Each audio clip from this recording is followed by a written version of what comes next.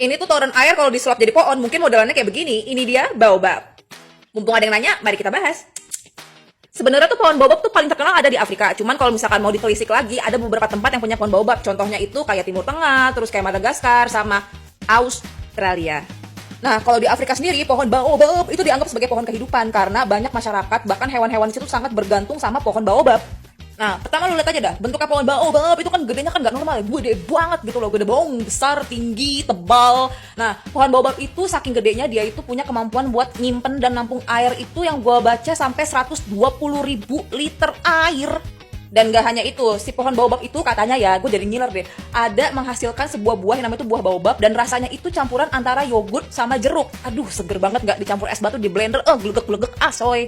Tapi gue rasa ya si pohon baobab kalau misalkan jadi orang tuh doyan sedekah ya, karena mulai dari batangnya aja itu bisa nyimpen air, terus kedua daunnya bisa dimakan, kulitnya bisa dibikin tali dan buahnya juga kayak akan gizi dan enak lagi. Dan lebih-lebih lagi nih, kadang ya gue lihat di beberapa video tuh batang pohonnya si baobab itu tuh kadang suka dibikin kayak semacam lubang dan dibikin sama orang-orang sana tuh entah buat sebagai gudang atau sebagai tempat tinggal.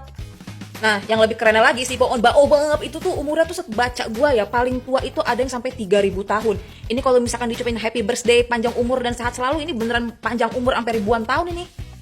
Tapi yang gue baca-baca, ini kalau Afrika, kalau nggak ada mitos-mitosan kayaknya kurang abdol ya. Jadi si pohon baobab, meskipun kalau di dunia itu, apalagi di Afrika dibilangnya sebagai pohon kehidupan, tapi mitosnya katanya itu bentuk dari kemarahan Tuhan yang maha kuasa, yang maha esa. Karena saat itu, ketika si pohon baobab itu ada di surga, dia tuh sombongnya minta ampun. Tapi ini mitos ya. Jadi si pohon baobab ini dia ngerasa dia yang paling besar, paling strong, yang dia tuh bisa tumbuh secara tinggi, besar, dan nggak ada yang bisa nyepok dia. Jadi dia ngerasa si paling oke lah saat itu. Dan itu Tuhan marah. Akhirnya Tuhan nyabut si pohon baobab dari surga terus dilempar ke bumi, tapi posisinya dibalik, kayak seakan-akan akarnya yang di atas, batang pohonnya di bawah, dan jadilah pohon baobab.